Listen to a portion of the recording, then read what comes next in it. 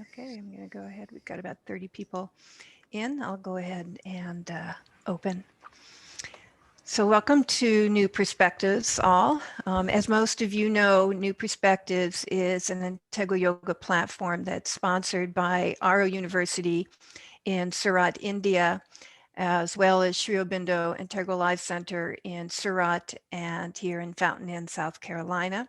And all three organizations are founded by H.P. Rama. I'm Rade, the Executive Director of Sri Aurobindo Integral Life Center in Fountain Inn, and I am joined by my colleague, Dr. Vladimir Yatsenko, who is our moderator for today's webinar. And we are also joined by Dr. Kiran Singh, who is Dean of Humanities at our university, as well as the Director of Sri Aurobindo Integral Life Center in Surat. So before beginning our webinar, let us take a few moments of silence.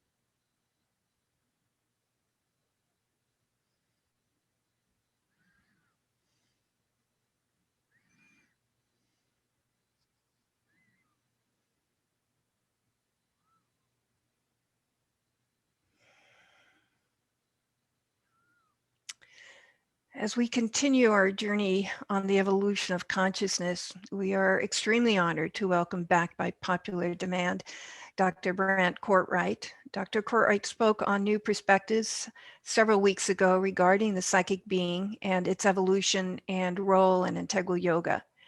And today he addresses how the growth of our psychic being is reflected in the ongoing growth of our surface nature, including the brain. In his book, The Neurogenesis, Diet and Lifestyle, Dr. Cortright states that to realize our greatest potential, our brain must operate at its highest level. The key to tapping into this potential is neurogenesis, the process of creating new neurons or brain cells. So in this New Perspectives webinar today, Dr. Cortright will explain the process of neurogenesis and how the brain renews and upgrades itself. As he stresses, by restoring the brain's natural health and growth, our sadhana can proceed more rapidly.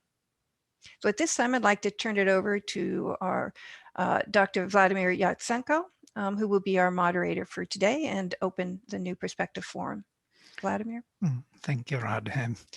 Yes, we are very happy to have with us again Dr. Brant Cortright, who is a professor emeritus with the California Institute of Integral Studies and is a licensed clinical psychologist with a private practice in San Francisco, focused on brain health, anxiety, and depression. He is the author of Integral Psychology, Yoga Growth and Opening the Heart, and other books such as Psychotherapy and Spirit, and the most recent book, which is the Amazon's #1 bestseller, Holistic Healing for Anxiety, Depression, and Cognitive Decline. So today's topic is As Above, So Below, the evolution of consciousness meets neuroscience and brain health. As we know, Sri Aurobindo's integral yoga aims to accelerate the evolution of consciousness by an integral development of our whole being, body, heart, mind, spirit. The development of our surface being, of our container, as it were, of our body, heart, and mind, is a part of sadhana. So we can be the most skilled instruments of the innermost consciousness in us, capable of the greatest contribution to the deeper unfolding. So the ongoing growth of our psychic being is reflected in the ongoing growth of our surface being, or ego, as well as our brain. When this growth slows down, we get symptoms such as anxiety, depression, brain fog, or cognitive decline, which create interference with our deeper inner guidance. Given the neurotoxic minefield of daily life, no one escapes this neurogenic slowing. This presentation aims to restore the brain's natural health and growth so that our sadhana can proceed as rapidly as possible. With this brief introduction, I welcome Dr. Brant Cortright to address the audience. Please, Brant. Thank you. It's good to be here in this integral yoga community.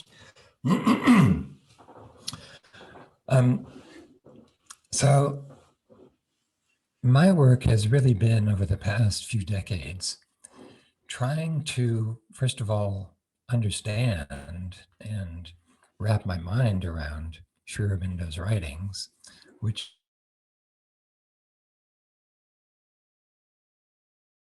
wisdom to contemporary knowledge.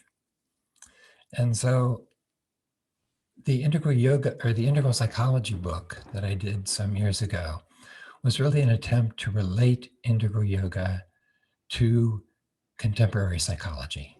And as I mentioned last time, to situate contemporary psychology within the context, the larger context of integral yoga.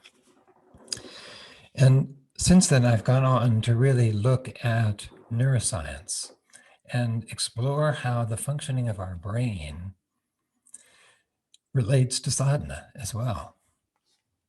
So let's start with this integral vision, right? Sri Aurobindo, as far as I know, he has explored inner consciousness more completely, at greater depth, greater height than any other spiritual teacher that I'm aware of anyway, and given us this extraordinary vision of integral consciousness and of the evolution of consciousness, right? That he really took Darwin's evolutionary theory and he applied it to consciousness, right? That the divine, first of all, involves itself to create this whole universe, the Big Bang, 14 billion years ago. Then after billions of years, out of that emerges life. 4 billion years ago, 3 billion years ago, we get unicellular organisms. We get life, the vital principle.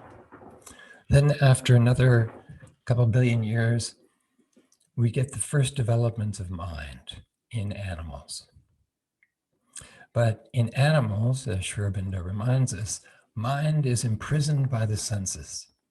It's not until the human level comes that mind comes into its own, where mind can stand back from the senses, reflect on what's going on. So what Sri Aurobindo did was he said that the evolutionary theory that Darwin and biology talks about is really the most outer tip of the iceberg, and that the real story of evolution is the evolution of consciousness. That the evolution of species and bodies is necessary to house this growing consciousness. We need more and more capacity to express and develop this growing consciousness. And in human beings, this reaches an apex. Not at least so far. Like we're still evolving. We're not done yet. And the principle that evolves in us is the psychic being, right? We have these two dimensions to our spiritual nature. We have the Atman, this impersonal, non-evolving dimension of consciousness, one with Brahman, that presides over everything equally. And then in the evolution, participating in the evolution, we have the psychic being, which develops lifetime after lifetime. There's an inner growth of consciousness around this psychic being. as the psychic being develops, in flowers and in plants, there's a psychic presence. In animals, there's a greater sense of that presence, developing even more. And in human beings, it becomes a fully formed being. But the first X number of incarnations are really focused on developing the instrument, the body, heart, and mind, the instrumental nature. After a certain amount of evolution has happened, and the psychic being has grown stronger, more mature, more individuated, it begins to exert more and more of an influence on the outer being. And as that happens, it begins to turn us first towards what Plato called the good, the true, and the beautiful. That begins to attract us rather than just lost in the senses, lost in outwardness, which so much of the world is. It begins to turn us towards higher values. And then at a certain point, it begins to turn us towards the divine itself, away from these figures of the divine towards the divine itself. And so as this happens, evolution becomes more and more conscious, right? That it starts off unconscious. And when it's unconscious, it's slow and meandering. But as evolution becomes conscious, it accelerates. It moves forward more directly. So that with spiritual practice, with sadhana, which is accelerated evolution, essentially, we get progress in one lifetime that would have taken many lifetimes, or progress within a few years that would have taken much, much longer. So in this evolution of consciousness, not only is the inner soul or psychic being developing, but we are also developing our outer being too, our body, heart, and mind, our instrumental nature, right? For Sri Aurobindo and the mother, integral yoga was a many-sided development of our being. We want to develop the physical, right? So at the ashram, there's gymnastics, there's yoga, there's the development of the physical. There's the development of the emotional realm as well. There's the development of the mind. We need to develop our instrumental nature as fully as possible, again, in order to be instruments of the divine, more and more perfect instruments of the divine. And so Sri Aurobindo was, I think, one of the first to really relate personal growth to spiritual growth, that these two are really intertwined, and that the spiritual growth needs to be guiding the personal growth, right? Personal growth can easily take over and just move in its own sphere. But when the psychic is guiding it, when the soul's guidance is foremost, then the development of our outer being proceeds in a way that is really unique to us. So the psychic being is this constant progress, as the mother has said. It's continually progressing. And there is this progression inwardly over lifetimes, but also within this lifetime, right? There is, first of all, this unconscious influence of the soul, then it becomes more and more conscious. It communicates by a sense of unease when we're moving in the wrong direction, by a kind of essential spiritual feeling it communicates, not so much by thought as by feeling.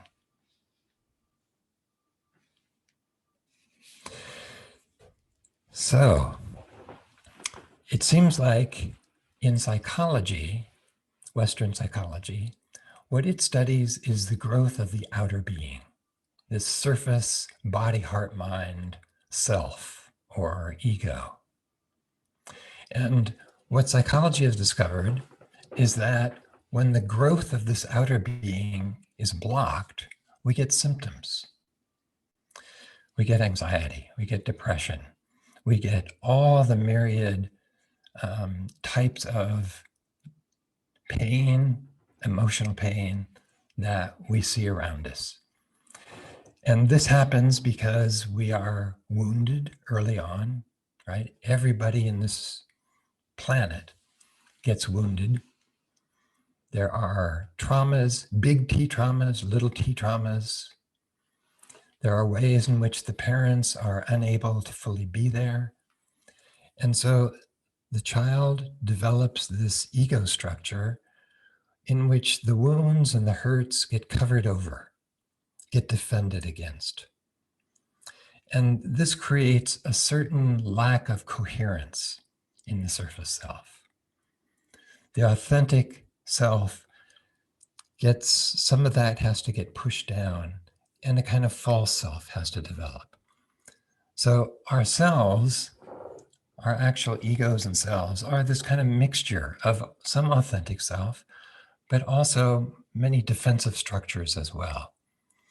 These defensive structures serve to protect the person in their relationship with their parents, right? Because the parents, because of their wounding and their parents' wounding going back forever, certain parts of the self are off limits. They're threatening to the parents. And so they become threatening to the self.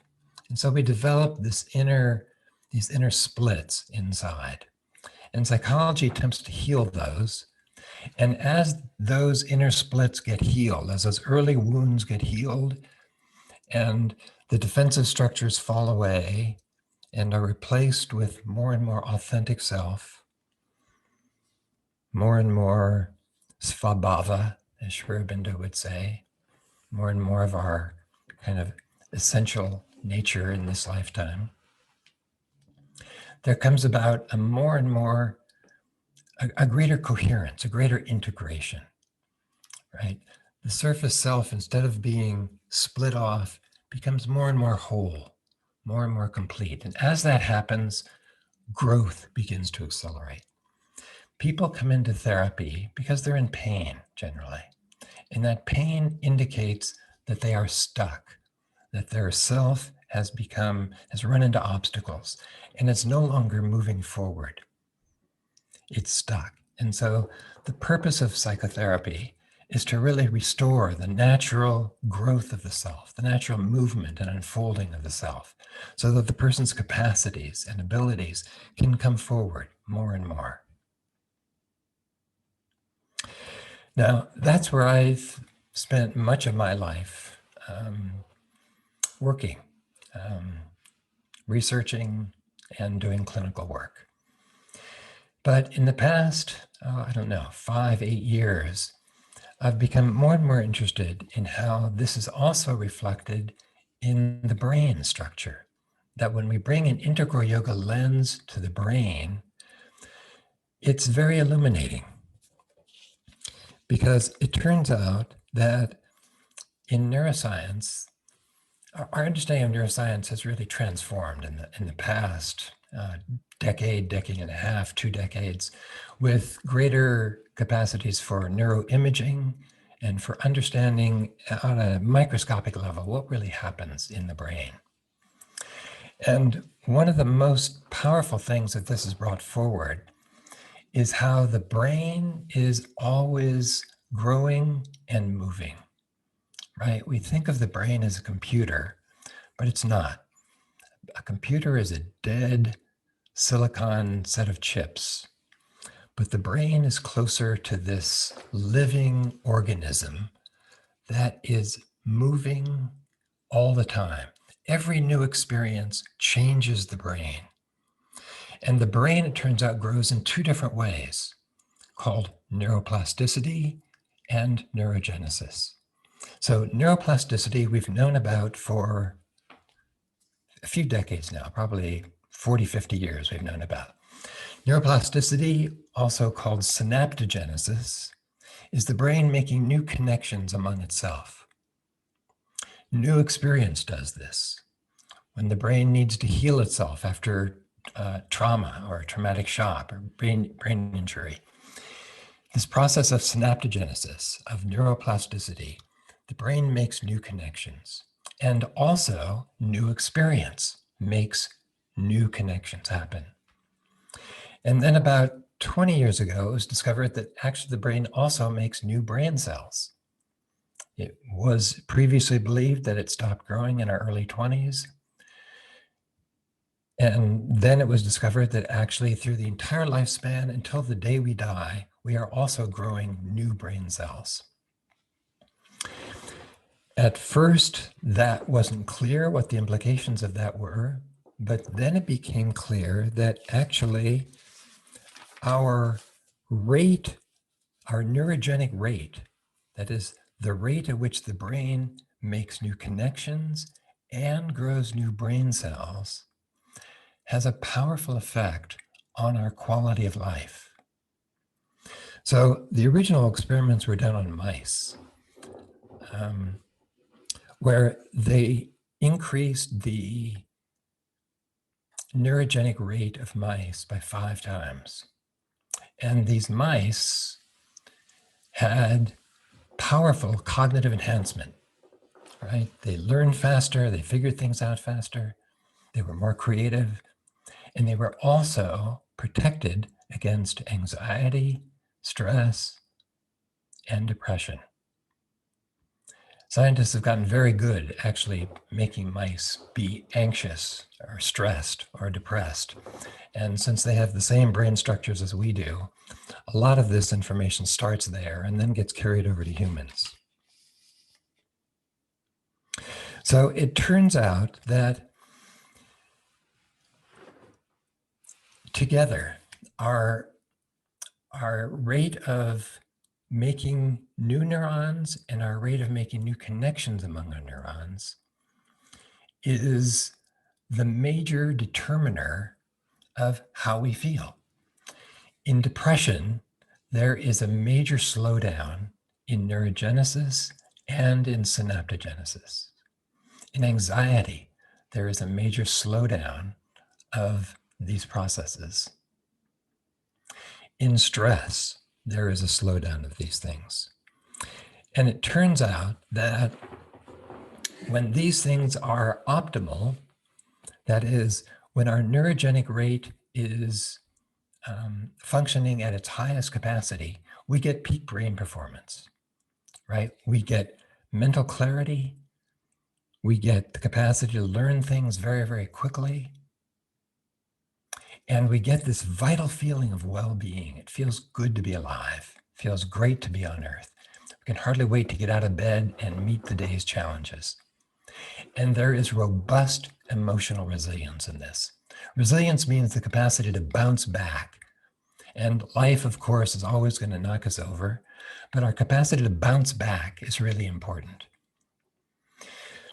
So with this kind of robust emotional resilience and protection against anxiety and depression, then we can do our sadhana much more easily. Because what are the major obstacles to sadhana? The major obstacles to sadhana usually come from our surface mind, from things we are anxious about, for things that we are ruminating over. Old angers, unresolved resentments, jealousy, shame, embarrassment, interpersonal difficulties, interpersonal stresses, depression.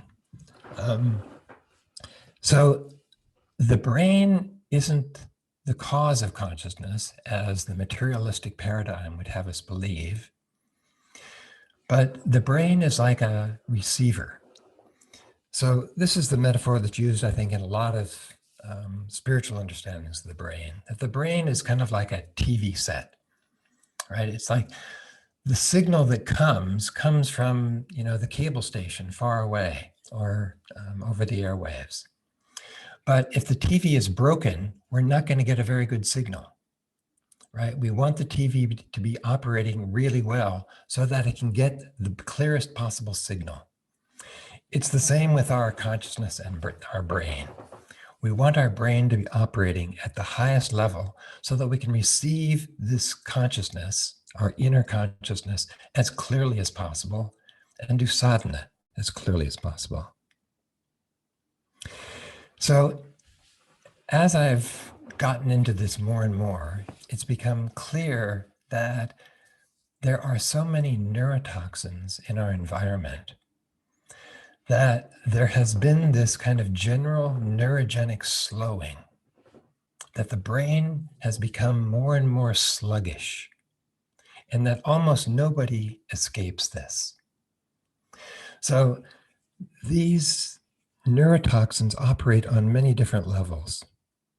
There are physical levels of neurotoxins, like, for example, inflammation. Inflammation, most everybody has elevated inflammatory markers. Inflammation, we need a certain amount of inflammatory possibility, right? Inflammation temporarily gets rid of a cold or helps cure a wound. But the problem is chronic inflammation, when that doesn't turn off. Chronic inflammatory processes eat up, chew up the inside of our blood vessels. And the same with the brain. The neurogenic rate slows way down in inflammation. There are neurotoxins that are physical. And last time I went into some of these, such as smog. 90% of the world's population lives in smoggy air. The 2.5 micron molecules, or particles that are in smog, enter the bloodstream through the lungs and cross the blood-brain barrier and act like little wrecking balls with the very delicate neurons in there. It also creates inflammation and oxidation. And some people believe that up to 30% of Alzheimer's is actually due to smog. In Mexico City, they have found amyloid plaque in 1-year-old babies. So amyloid plaque is what's involved with Alzheimer's, where there's massive amyloid plaque happening. They didn't think that babies 1-year-old could develop amyloid, but in very heavily polluted areas, that begins to happen. Pesticides, glyphosate, which is in Roundup, the most heavily used pesticide in the world, 300 million pounds of it in the United States, heavily used in India now, heavily used in China, in Brazil. In the Midwest and in certain parts of the South, it's so heavily used that it's in the dust, it's in the rainwater. What this does, besides being an antibiotic and wiping out our microbiome, which is disastrous both for our immune system as well as our brain, it also opens up the tight junctions of the intestines, which lets in foreign particles, right? The tight junctions keep out the bad stuff and let in the good stuff. When those tight junctions open up and bad stuff starts flowing in, we get a lot of inflammation. And those tight junctions of the blood-brain barrier also open up. And so we get neurotoxins coming into the brain, creating inflammation in the brain. So we go from leaky gut to leaky brain. A couple of years ago, UCSF did a study and found 93% of Americans have measurable levels of glyphosate in their system. So again, when this happens, the neurogenic rate slows way down, right? Our neurogenic rate is the most important biomarker for brain health that almost nobody has heard of. And so the number of neurotoxins in the environment is huge at this point, over 6,000 that we've never had before. There are also emotional neurotoxins, stressful relationships, angry relationships, having a bully for a boss.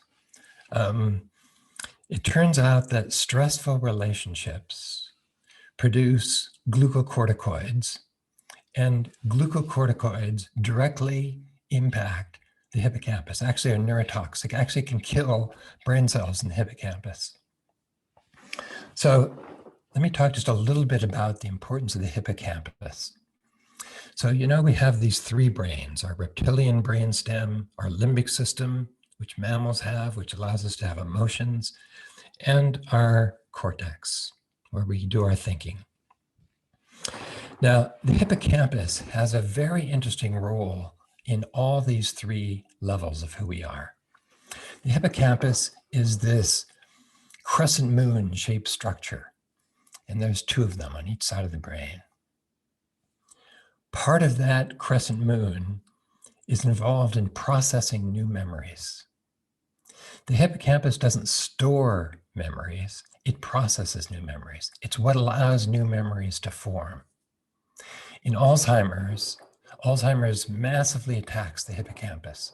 And so in Alzheimer's patients, we see that the memory just begins to leave. They stop being able to make new memories. They stop being able to retrieve memories. If you know somebody who has Alzheimer's and you've been around them, you see how that when memory goes, the whole self begins to go, right? Somebody who has Alzheimer's is like they're not fully there. It's like they're gone in some way. Memory underpins the sense of self. And it's also responsible, it's involved in many of the executive functions that we do daily. So when memory begins to go, we lose executive function, which is the capacity to really organize our lives. And the whole, it's like the bottom, the rug gets pulled out from the sense of self. So the hippocampus, on the one hand, is involved with cognition. The other part of the crescent moon is involved in emotion regulation, particularly the regulation of anxiety and depression. So when the hippocampus is the one part of the brain that new brain cells form in. Neurogenesis happens mostly in the hippocampus. It also happens in the olfactory bulb, but that's less important. It's the hippocampus, which is really the canary in the coal mine for the brain. When the hippocampus begins to falter, all the other systems begin to falter. So in stress, emotional stress or physical stress, we get this neurogenic slowing. Another thing that slows neurogenesis and neuroplasticity is high blood sugar. 80% of the population in America has high blood sugar, has some kind of insulin resistance. And it's very clear that the higher your blood sugar, the more rapid the rate of cognitive decline.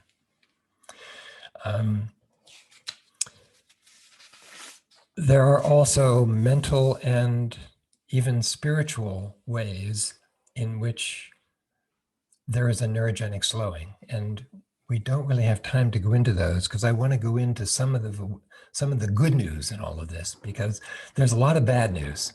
The brain is really under assault these days. They're in a way that it never really has been before.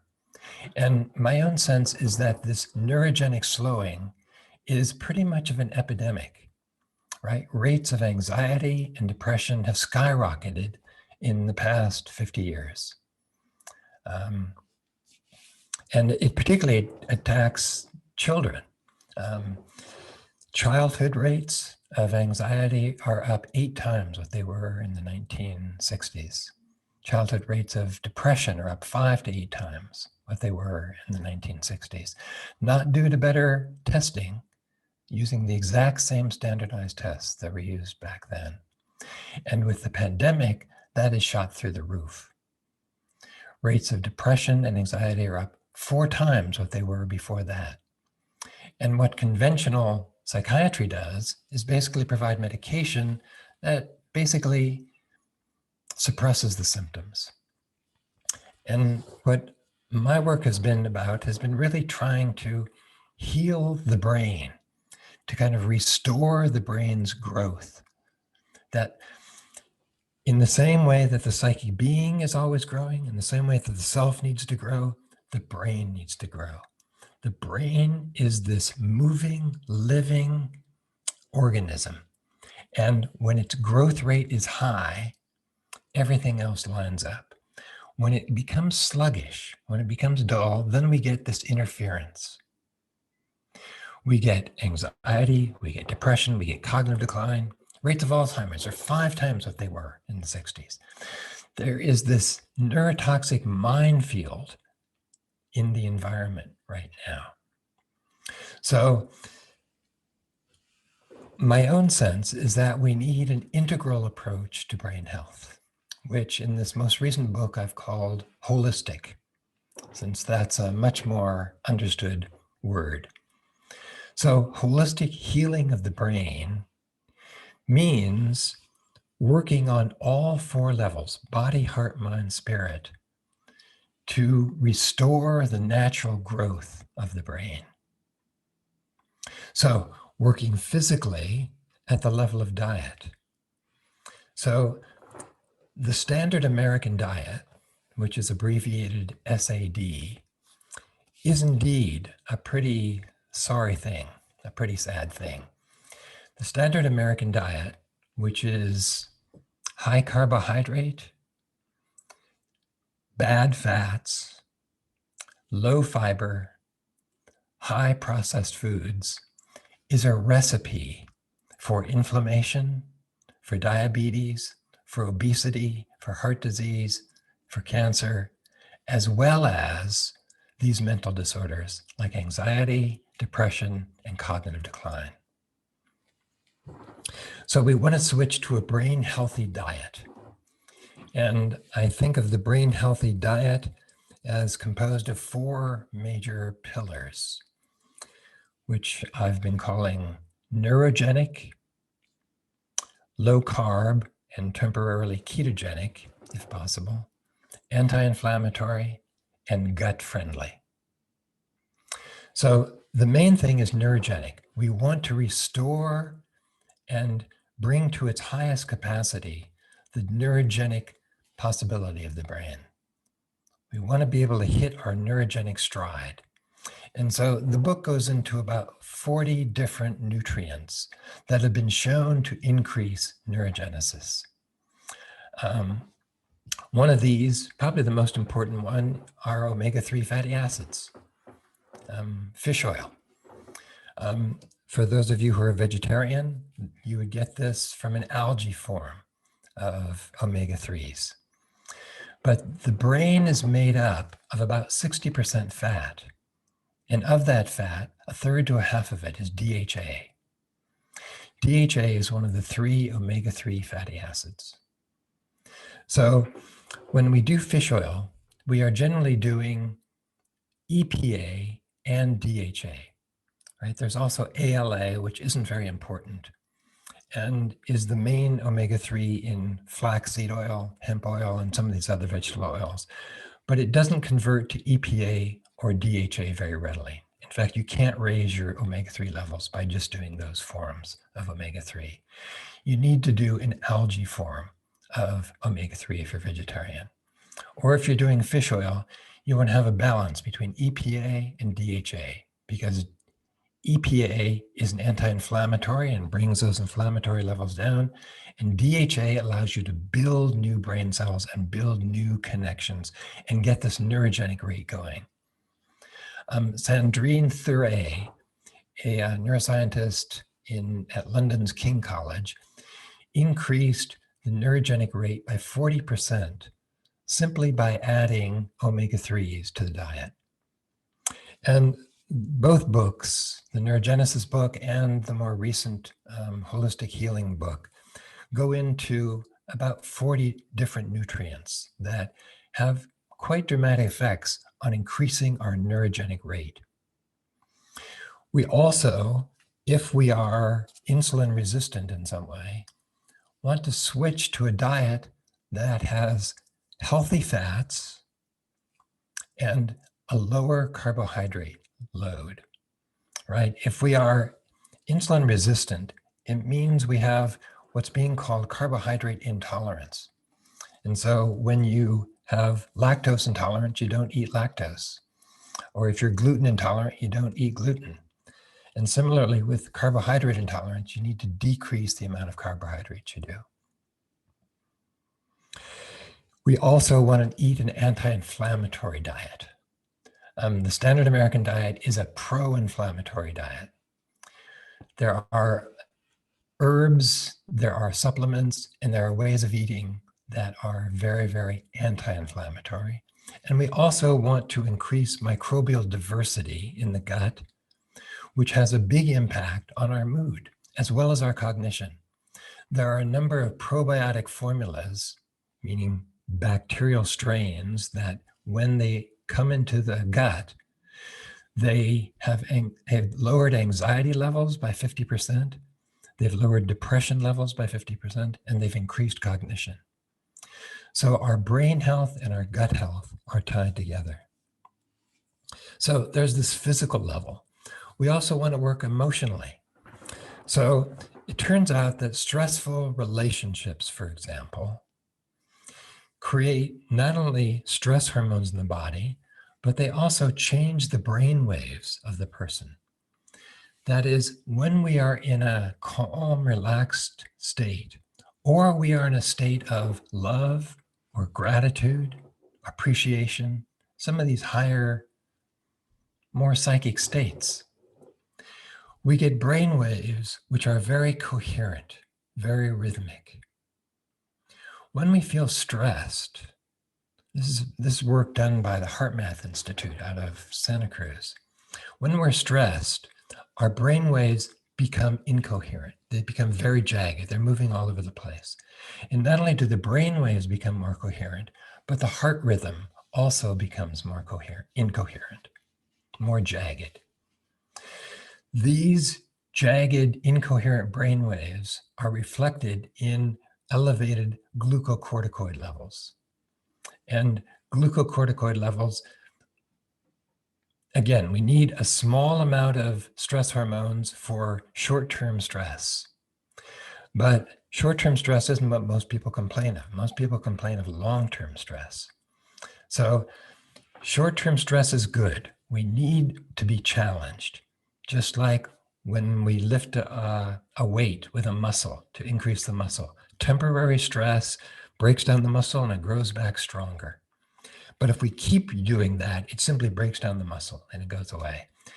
It's the same with stress. Short-term stress or moderate stress is a challenge to us, to the brain. And when we meet that stress, by bringing forth our capacities, by bringing forth our abilities, by unfolding the self more fully, then we become ourself more fully. The self begins to more and more develop, more and more grow. So short-term moderate stress actually increases our neurogenic rate. Too much stress, it slows way down.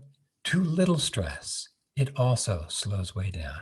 So we're looking for this Goldilocks zone where stress is able to match our capacity. And when we find that, then we find a kind of aliveness. The stress becomes aliveness. It becomes excitement in living, where we meet the challenges and we really develop our sadhana by unfolding our svabhava, our authentic self, our authentic nature. And at the same time, we are also growing our brain at the same time. We are moving in harmony with our deeper nature and our surface nature at the same time. So it's really an optimal condition for sadhana. There are also mental approaches to increasing our neurogenic rate. It's not just, there's no silver bullet for the brain. There's no one pill we can take. It's a multidimensional process. We need to work mentally, emotionally, physically, and spiritually, all levels.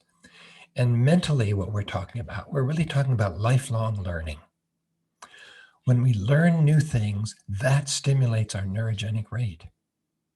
When we don't learn, there is measurable cognitive decline. At 2 times in life, there's measurable cognitive decline when people graduate from college or when they retire. Unless you have a job where you use your brain, where you use your mind, or when you retire, when you are using your mind to learn new things. Learning new things, listening to this webinar right now is increasing your neurogenic rate.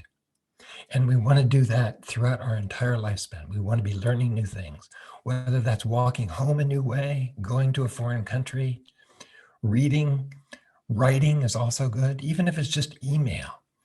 Using our mind, watching TV more than 3 hours a day, there's a measurable rate of cognitive decline, even in 18-year-olds, even in young children. There's a slowing of cognitive abilities. So also meditation. There are a couple of meditation practices that seem to have a very robust effect on our neurogenic rate. And the two that I've seen a lot of research are mindfulness practices and heart-opening practices. Last time when I talked about the psychic being, we did this psychic being meditation, this heart-opening practice.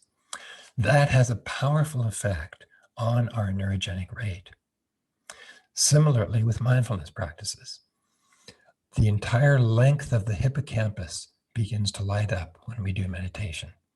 There's very few things that light up the entire hippocampus. Most light up one side or the other. But meditation, either mindfulness practices or heart-opening practices, appear to have this robust effect on the entire hippocampus. 8 weeks of 20 minutes in the morning and 20 minutes at night has a measurable effect on our neurogenic rate and on the growth of the hippocampus. They didn't think that such a powerful effect was even possible. They thought it would take years of meditation, but as little as 8 weeks has that effect. So neuroscience is really, just to sum up, is really backing up and kind of enlarging and expanding our view of integral yoga and the importance of working on every level, right? All of these levels, body, heart, mind, spirit, we experience through the brain. The brain integrates all these levels and makes a coherent experience out of it, an integrated experience of the self and of our experience of the world. And when our brain is operating at optimal capacity with peak brain performance, then we are in a place where there is a kind of excited calmness, a kind of calm alertness, which is the best possible condition for sadhana. So let me just stop there and take questions. Thank you, Brant. There is one question here. Does learning music help neurogenesis? It does, it does.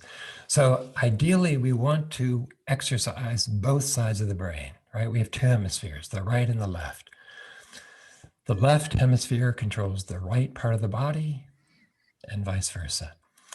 Most people are left hemisphere dominant. It's a left hemisphere dominant culture and world. And the left hemisphere is verbal, logical, this, therefore that.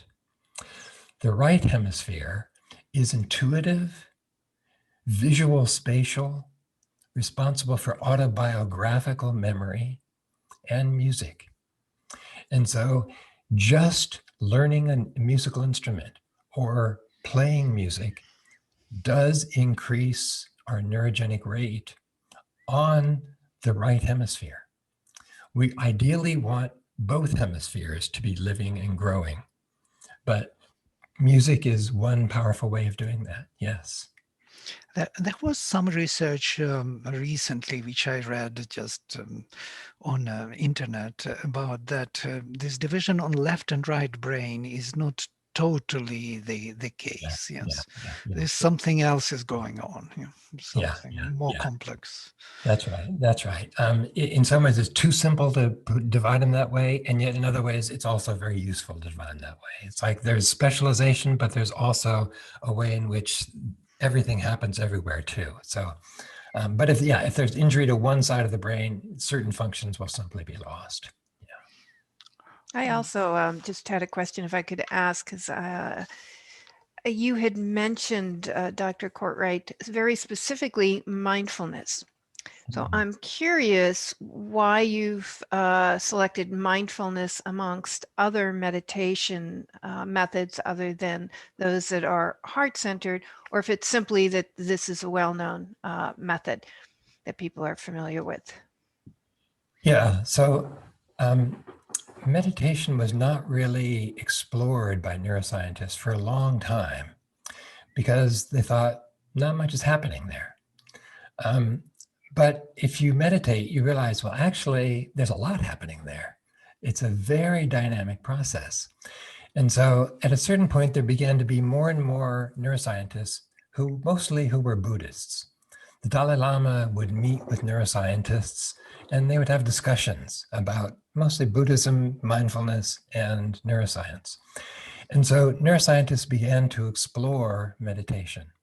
And the form of meditation that they explored first, and there are now literally hundreds of studies, probably even more by now, looking at the effects of mindfulness practice on the brain. Most of the studies are mindfulness oriented. And mindfulness comes in two big categories, right? There are concentration practices and there are open awareness practices. Concentration practices are like focusing on the breath, tuning into the very, very subtle sensations of the breath, whether it's in the belly or in the nose or some part of the body, tuning into that more and more. And as we do that, we see how noisy the brain is. After a while, that noise begins to settle down and we tune into the subtleties of those sensations more and more. We come into the now more and more. The brain wakes up. Then there are open awareness practices in which we are simply aware of everything that arises and passes away. We're not focusing on one thing. We're simply tuning into all thoughts, feelings, sensations, memories, allowing them to arise and pass away. And a similar process happens where we first see how noisy the mind is, but then the dust begins to settle.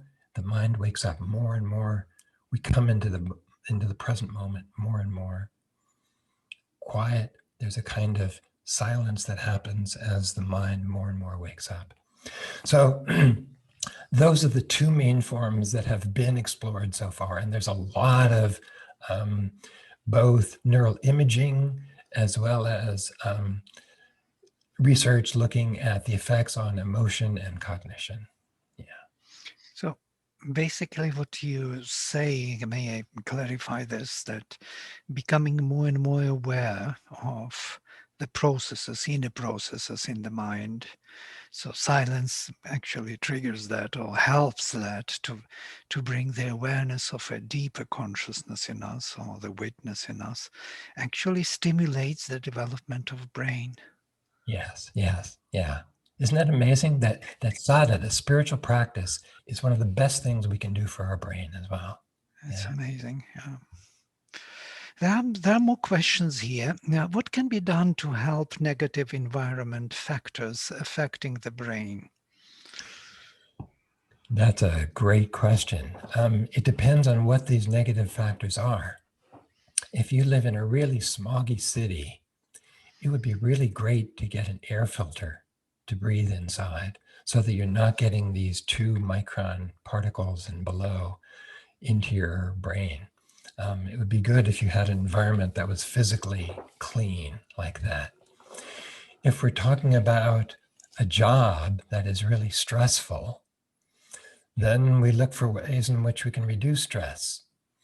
One thing is we want to try to at least have periods of non-stress.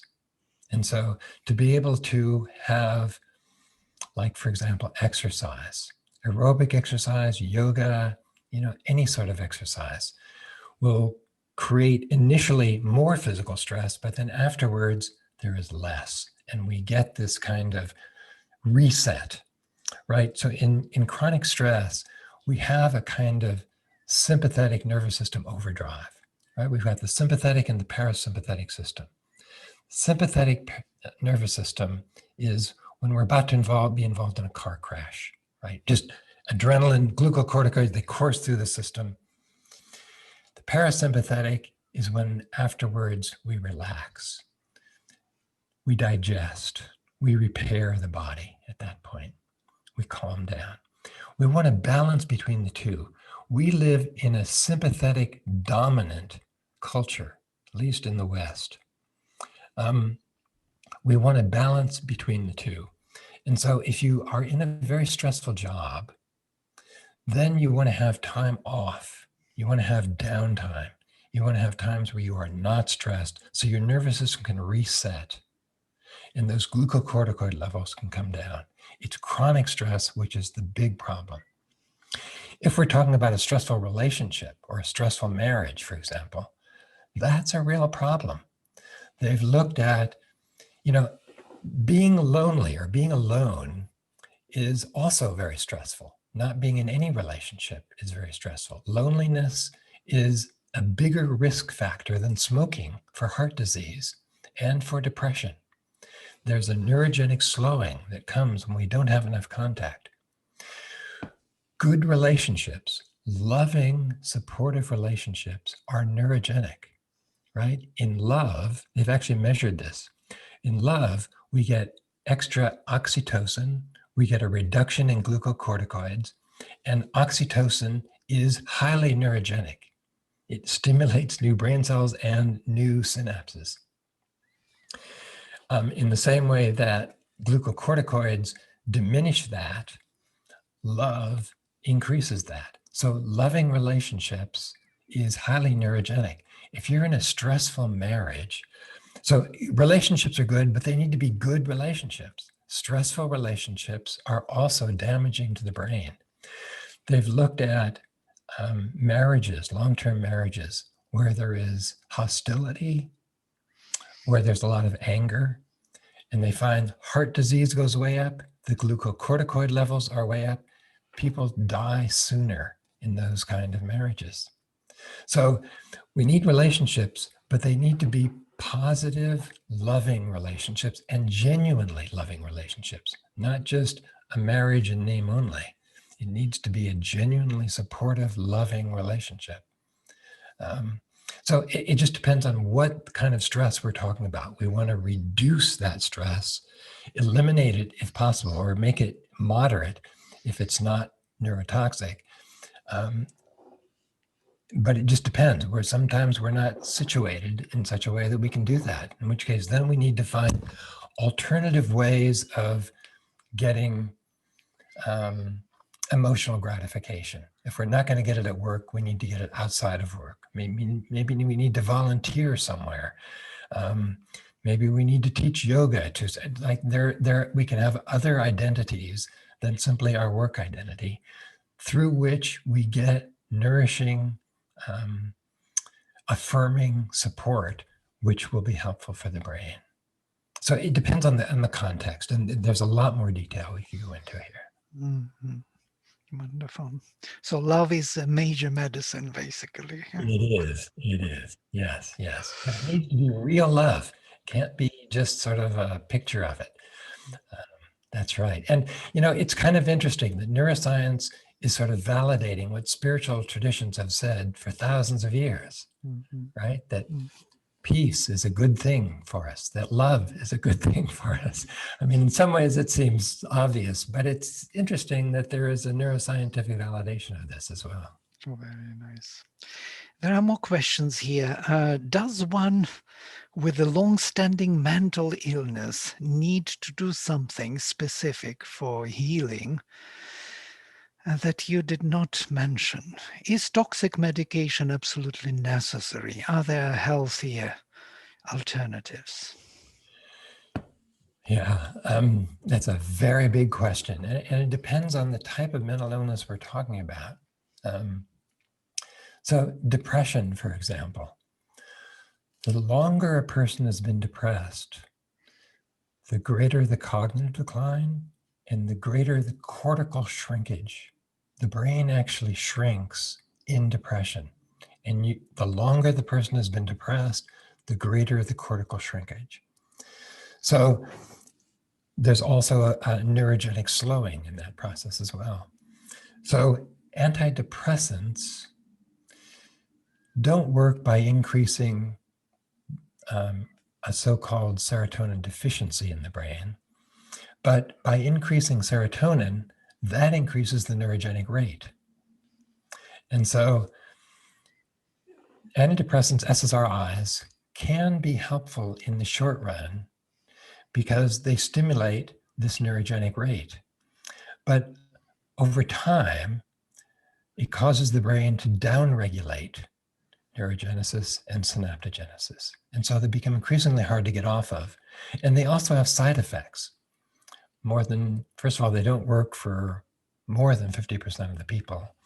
And secondly, those that they do work for, over 50% have loss of libido, loss of sexual interest. And there's a kind of emotional blunting that happens with many people. Again, not everybody. For some people, antidepressants can be life-saving. I've seen the therapy begin when people go on antidepressants, but more often I've seen the therapy end when people go on antidepressants who don't really need them. There's this emotional blunting that happens.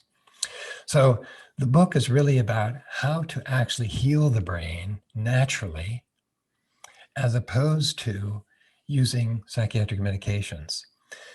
Another big thing would be anxiety. Anti-anxiety medication, like benzodiazepines, for example, numb the brain. They are slowing of neurogenesis and synaptogenesis, and they just create this general dulling. Again, sometimes if you're in the middle of a panic attack or something, it can be of big help. But you want to stay, I think they are way overprescribed, and people in general are better off getting off of them as soon as possible. But again, we need this neurogenic increase in order for that to happen. Mhm. There is another question. Being out in nature, working in the garden, being with my dog and cat, and working with animals brings me great joy and a sense of well-being. Does this also promote neurogenesis? It does, and there's some very interesting research around that. It turns out that being in nature stimulates both neurogenesis and neuroplasticity.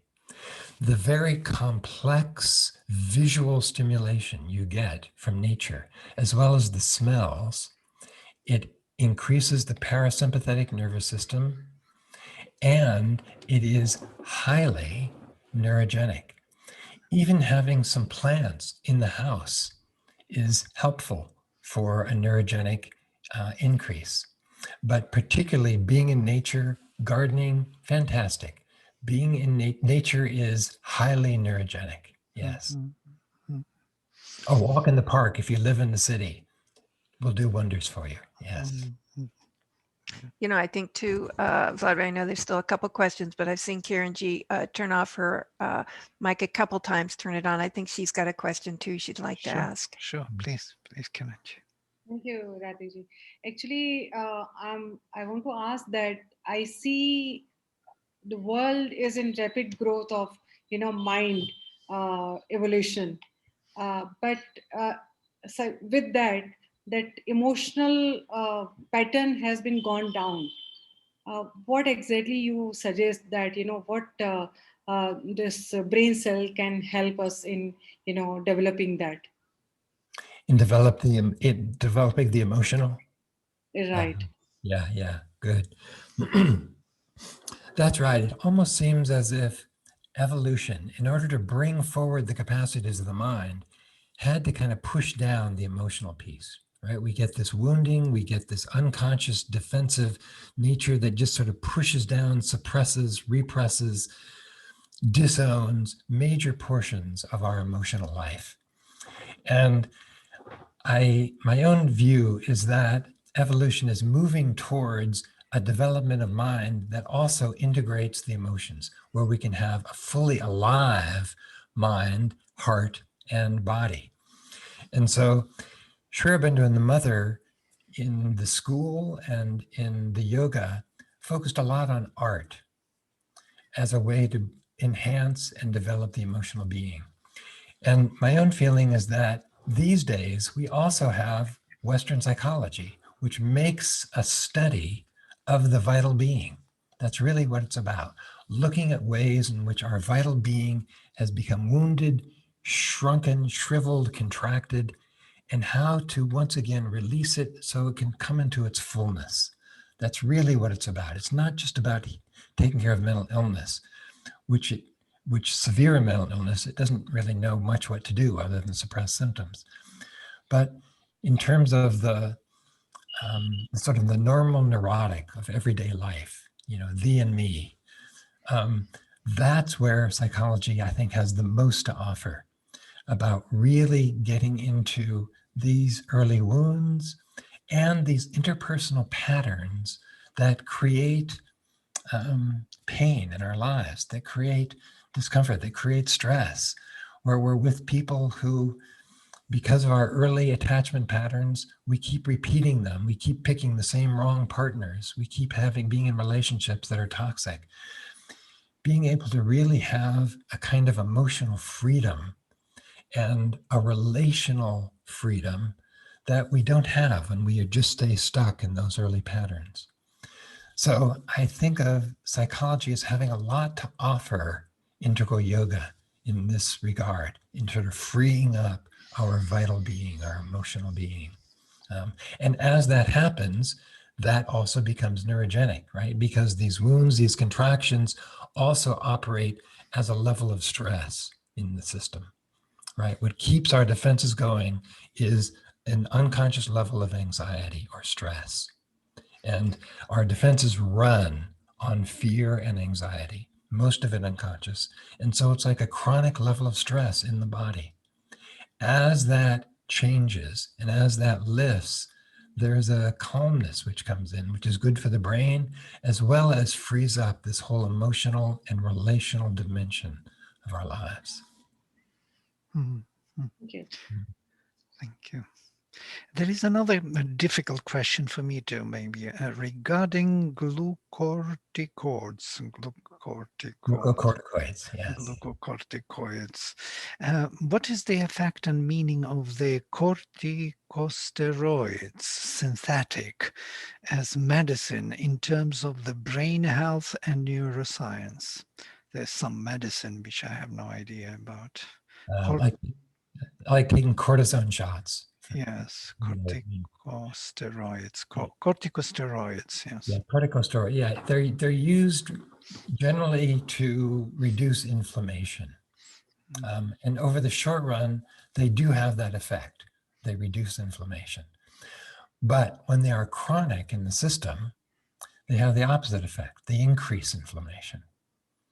So when glucocorticoids come into the body, into the brain, they can actually make a person a little bit nuts, a little bit crazy. They can have a very disruptive effect on the brain. Some people don't experience that, but many people find that emotionally they become very volatile. They don't feel very good, and they can even get a little bit crazy at times. So it's with caution that those are used in medicine. They're used just rarely and only if needed, because they can have profound psychological effects. One should not become addicted to any kind of medicine, because then it becomes an artificial support. Most probably it's true for any medicine in that way. Yes. So there's another one. Are there any recent reviews on mushrooms, microdose with the brain health? Yes. So there has been a whole lot of research, more that's sort of coming into the mainstream now, around using different psychedelics with mental health problems, with depression, with PTSD, with end-of-life anxiety. Mushrooms are the only treatment known for end-of-life anxiety. And there have been now some studies looking at the effects on our neurogenic rate. And it turns out that magic mushrooms, psilocybin mushrooms, do stimulate neurogenesis and neuroplasticity. So yes, these compounds, the psychedelics that have been investigated so far, appear to be neurogenic. Yes. There is one the same question which was there about the nature. Person asks, and what about pets? You didn't comment on pets and relations with animals. Okay. Working with animals. Well, there's been a lot of work done with touch, and it seems like touch is also very neurogenic, but it depends on the type of touch. So if it's unwanted touch, that's not going to be neurogenic. That's going to be stressful. That's going to lower neurogenesis. But if it's wanted touch, whether it's touch with a human or whether you're petting a dog or cuddling with your cat, that, first of all, it has this kind of soothing effect on our nervous system. It's very good for the parasympathetic nervous system. And it also stimulates oxytocin. And it is good for the brain. Lack of touch is a problem. You know Jane Goodall's work with chimpanzees? And if you've seen those films where they're always grooming each other and touching each other on top of each other, you know, at some level, we're all just primates, right? And we all need lots of touching. And so pets are a great way to do that. Having a friend put a reassuring hand on our shoulder does wonders for our nervous system when we're upset. Interesting, very interesting. Right. Hugs, yeah, with this feeling, yeah, the touch. I notice also that animals come to you when you are stressed. For example, if you have a cat and you have a pain somewhere in the stomach, the cat will come and lie down on the stomach. What is this? They feel that you need a help or care or something? That's a good question. I assume so, right? In animals, the psychic is much closer to the front, right? There isn't this developed mind in which it goes way to the back. It's much closer to the surface. So there is this kind of empathic connection, this kind of tuning in, particularly with mammals, right? You don't get that from a lizard or a snake, right? They don't have a limbic system, so they don't have that empathy. They don't have that emotional. But mammals, those that have the limbic system, there does seem, and where the psychic then is closer to the surface, there is this connection, this greater sense of tuning in to the other person. Yeah. There is one more question, which is how the kind of functions of the brain relate to psychic being. I didn't get that. Say it again. How the functions of our brain relate to psychic being. Psychic being relates to the brain. Is there some kind of course, I do not know how to even address this. Yeah.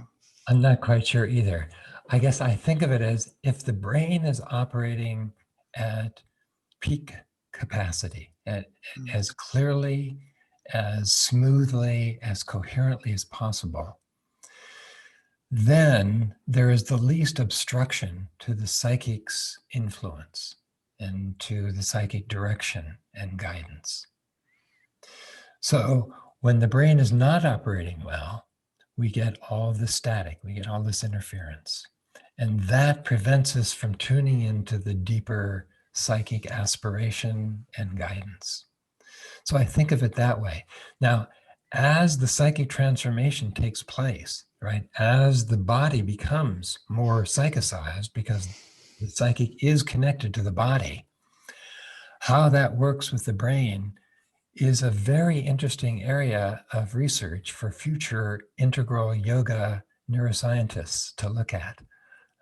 It's a fascinating area to think about.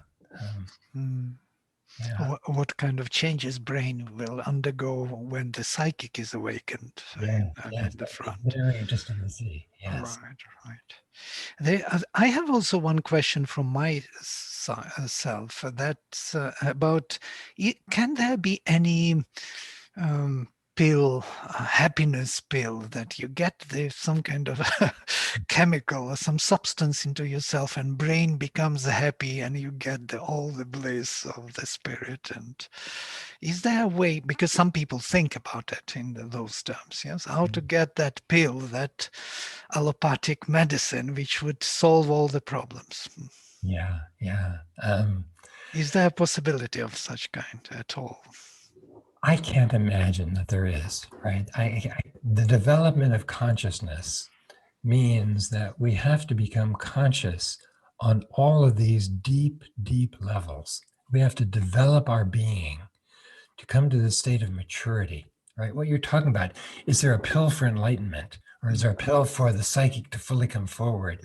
I can't imagine that there ever would be.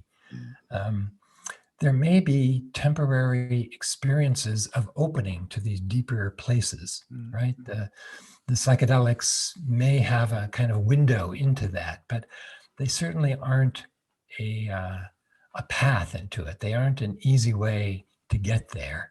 And if anything, they can even become a kind of trap where you think, okay, I need this to get there, rather than opening to it through sadhana. I think it always just comes down to daily practice. You know, that, I mean, there is no substitute for daily practice here. There is no shortcut. That's right. That's right. And Sri Aurobindo reminds us of that over and over again. I think that's one of the beauties of integral yoga, that it's a many-sided development of our being, and it can accelerate, but there aren't shortcuts in it. Yes. Yes. Beautiful. Thank you. Thank you for this wonderful webinar and your answers and your presentation on the brain and relation of the brain to our spiritual being and consciousness. I hope we will come back together again, and we'll discuss more topics on consciousness and the development of brain and our health. Thank you, Brant, very much. Thank you. Pleasure to be here.